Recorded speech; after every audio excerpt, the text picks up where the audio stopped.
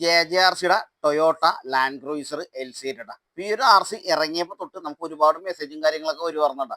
ഈ വണ്ടി water proof ആണോ, അതേപോലെ തന്നെ ഇതിന് ഡിഫ് വരുന്നുണ്ടോ, ഡിഫ് വരുന്നുണ്ടെങ്കിൽ അത് മെറ്റൽ ആണോ അതോ പ്ലാസ്റ്റിക് ആണോ, അങ്ങനെയുള്ള ഒരുപാട് സംശയങ്ങൾ നമുക്ക് മെസ്സേജും കാര്യങ്ങളായിട്ട് വരുമായിരുന്നു. അന്ന് നമുക്ക് റീപ്ലൈ കൊടുക്കാൻ പറ്റില്ല. കാരണം എന്ന് വെച്ചാൽ നമ്മുടേക്ക് ഒരു വണ്ടി ഇത് കയറിയായിരുന്നു, അത് ബോഡിയൊന്നും ഇല്ലാണ്ടാണ് നമ്മുടേക്ക് സർവീസിന് വന്നത്. അതെന്തോ ഒരു ചെറിയ കംപ്ലൈൻ്റ് ആയിട്ടാണ് വന്നത്. എനിക്ക് തോന്നുന്നു മോട്ടോർ കംപ്ലൈൻ്റ് ആയിട്ടാണ് വന്നതെന്ന് എനിക്ക് തോന്നുന്നു. അതിൻ്റെ വീഡിയോ ഞാൻ നമ്മുടെ ചാനലിൽ അപ്ലോഡ് ചെയ്തിട്ടുണ്ടെന്ന് തോന്നുന്നു. ഇപ്പൊ ഈ ഒരു RC നമ്മുടെ കയ്യിൽ സർവീസ് ഇറക്കുന്നത് ഇതിന്റെ ഫ്രണ്ട് വീല് ലോഡ് എടുക്കുന്നില്ല. അപ്പൊ ആ ഒരു കംപ്ലൈന്റാണ് നമ്മുടെ കയ്യിൽ സർവീസ് ഇറക്കുന്നത്. അപ്പൊ ഞാൻ ഈ ഒരു RCയുടെ ഫ്രണ്ട് ഒന്ന് അഴിച്ച് നിങ്ങളൊന്ന് കാണിച്ചു തരാട്ടാ. അതിന്റെ ഉള്ളിൽ ഒറിജിനലി ഡിഫറൻഷ്യൽ മോഡലാണ് വരുന്നത്, അതേപോലെ തന്നെ പ്ലാസ്റ്റിക്കാ വരുന്നതൊക്കെ ഞാൻ നിങ്ങളൊന്ന് അഴിച്ച് കാണിച്ചു തരാം. ഈ ഒരു RCയുടെ ഫ്രണ്ട് ഹൗസിംഗ് കവറാണ് ഈ കാണുന്നത്.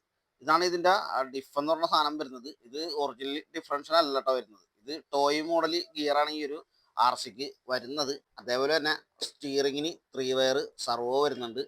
ഫ്രണ്ട് ബാക്ക് റിയർ ഗിയറിൽ നിന്ന് വരുന്ന ഡ്രൈവ് ഷാഫ്റ്റ് മെറ്റലാണ് വരുന്നത്. അതേപോലെ തന്നെ ഫ്രണ്ട് ബാക്ക് ലിങ്കേജ് 4 വരുന്നത് മെറ്റലാണ് വരുന്നത്. ബാക്കിൽ സെയിം സിസ്റ്റം തന്നെ പ്ലാസ്റ്റിക്കിന്റെ ടോയ് മോഡൽ ഗിയർ തന്നെയാണ് വരുന്നത്.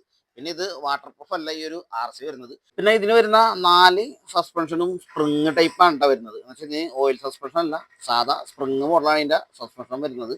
അപ്പൊ ഈ ഒരു RCയുടെ ഫ്രണ്ട് വീല് ലോഡ് എടുക്കാഞ്ഞതിന്റെ കാരണം എന്ന് വെച്ച് കഴിഞ്ഞാൽ ഈ ഒരു പെനിയൻ ഗിയർ മൊത്തം തേഞ്ഞ് തീർന്നു പോയേക്കണ.